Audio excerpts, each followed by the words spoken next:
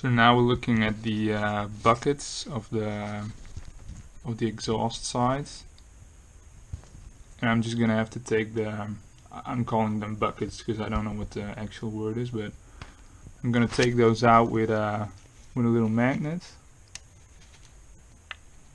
and then the shim should be either on the inside of this bucket or it should, yeah, it is. So I'm gonna retrieve it quickly. I don't know if you can see this, but there's the shim. So I already made a tray where I marked which side this is, and I'm calling this exhaust side number 1. So I'm gonna drop it in there and then get the other one. So now I'm gonna measure the shims to know what thickness they are.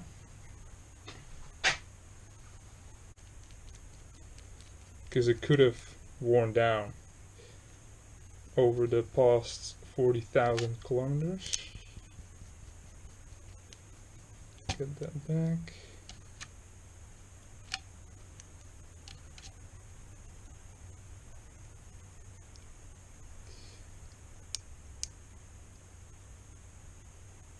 So I'm reading 1.5.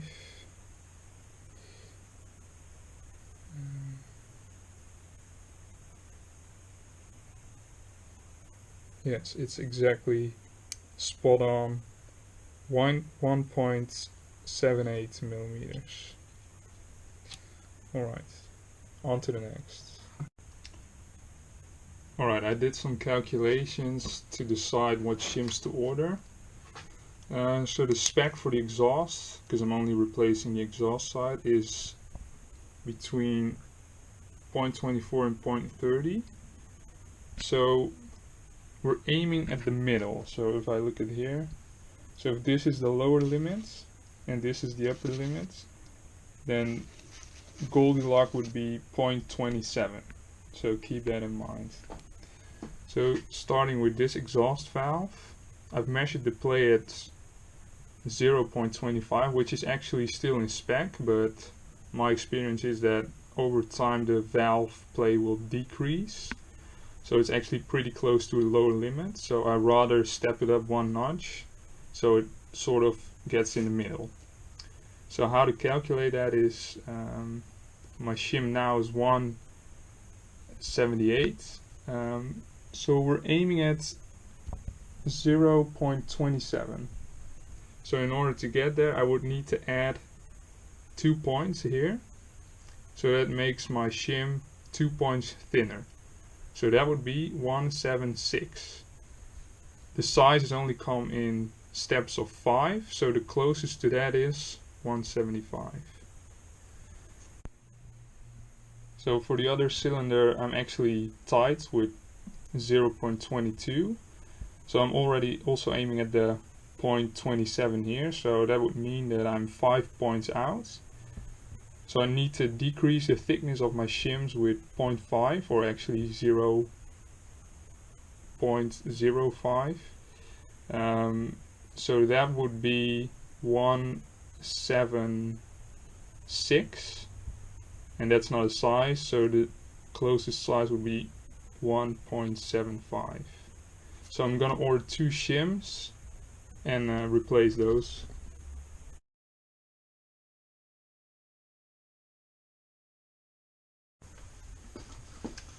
So I've lubricated the new shim with the mix of oil and disulfide grease, and now I have to fit it.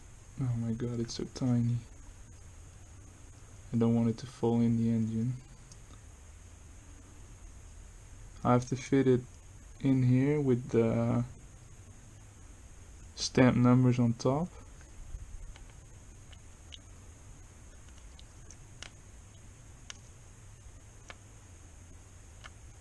Yeah, there we go. So it mounts flush. So this is how it should be mounted. I'm just gonna put another dab of that special oil, which I cannot pronounce.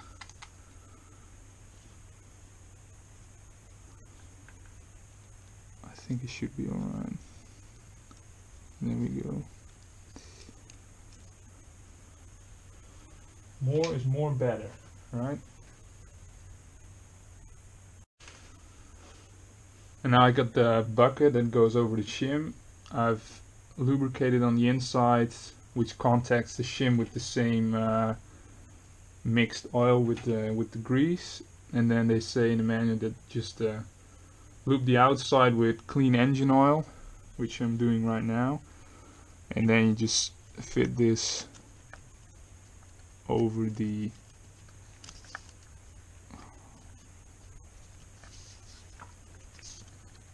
shim and the valve.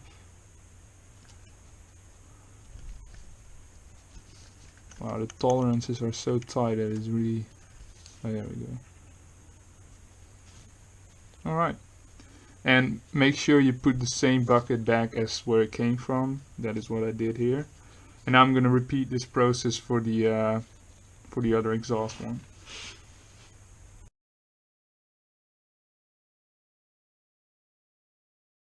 So now I already put the crank, well basically I haven't touched the crank, it's still in the position where the notch is aligned with the marks in the housing at the crankshaft at the alternator side. And now I have to time it with the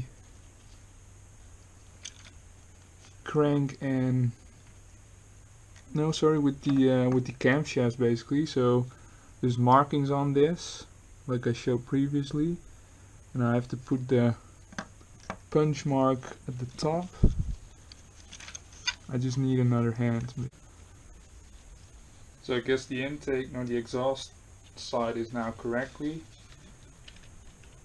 and now I'm gonna pull the chain off the intake side again without dropping the thing. There we go. And now I have to align the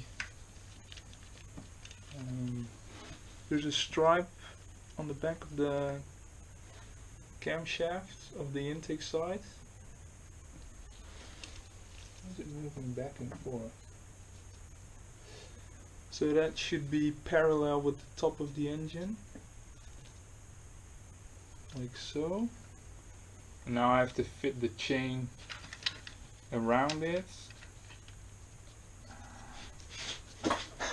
while keeping the exhaust in place as well. Wow. And I have to remove all the slack from the top side of the chain between the two sprockets, because you don't want any slack to be there as well. Alright, I think it's on. I'm not 100% sure, but the next step is to check all of this. But first, they recommend to tie wrap the chain to the sprocket here.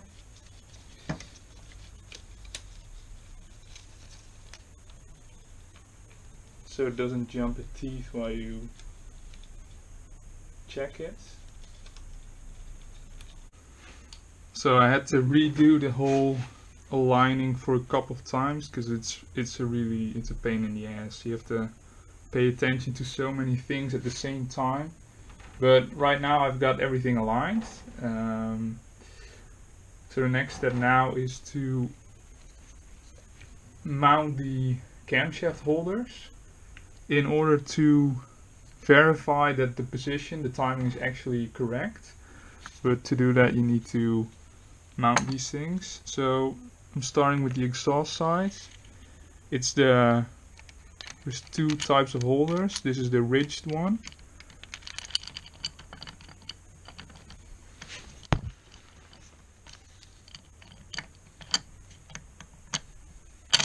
There's dowel pins in this thing, so they will make sure it's aligned properly. So what I'm gonna do now is just hand tighten these first. By the way, you have to check that these threads are These ones are clean and lubed with engine oil, so I got some engine oil over here, and that is to make sure that the 10 Newton meters you have to use results in the right amount of clamping force. And so if they specify to lube the threads, they have to. So normally it's always fitted dry, but because they state use lube, then I'm gonna do that.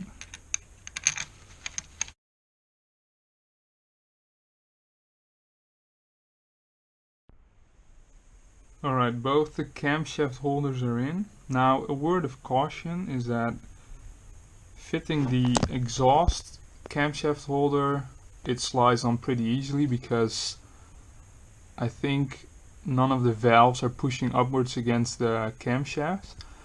On the intake side it's a bit different though, especially on the far side. I think one of those valves, and they warn you for this in the manual, so apparently it's okay because all the timing marks are in place.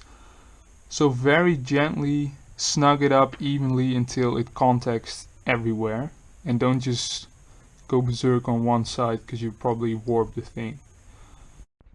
So the next step is to use something that doesn't mar, like a wooden dowel, and you're gonna apply pressure to where the cam chain tensioner usually is to take any slack out of the cam chain and make sure that the timing marks don't jump around. So I'm applying a little bit of pressure, and it looks to be alright because the exhaust sprocket is still indicating that it's on the right position, and so is the intake side.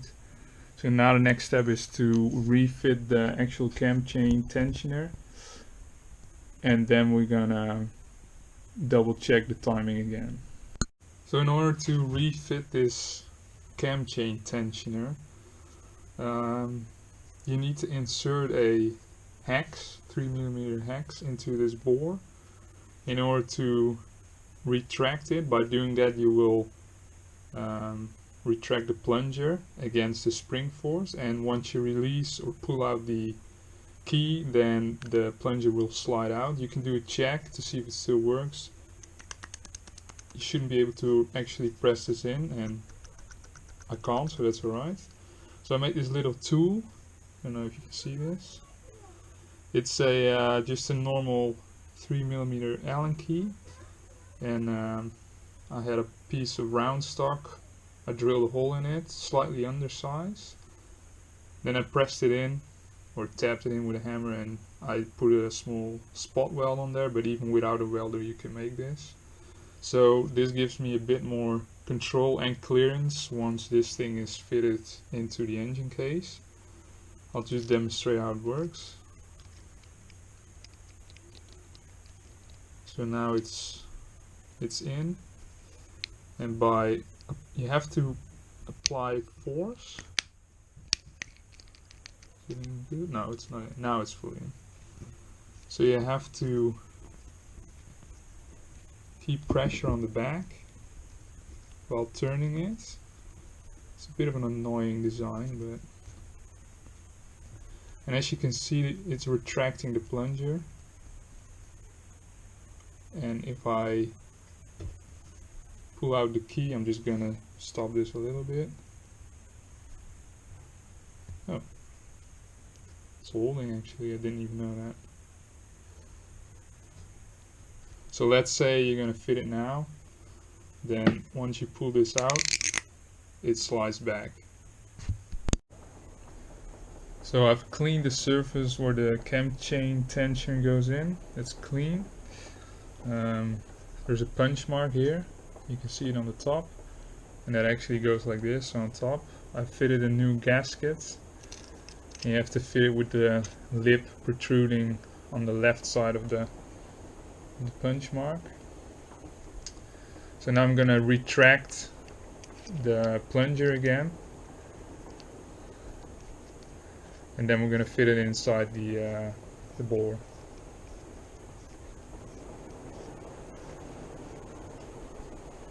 So that key should stay in place. Let's hope it does.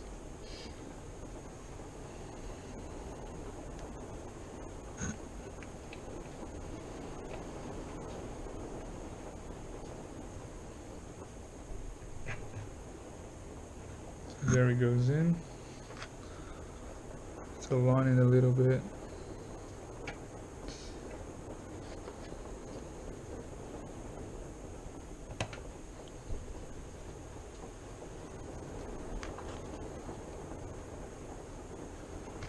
So now get the bolts back in.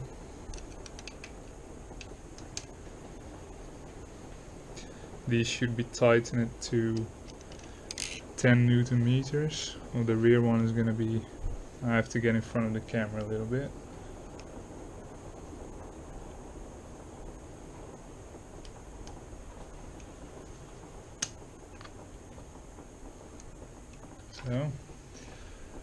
So you're gonna have to tighten those, and then you're gonna release the plunger by removing the hex tool.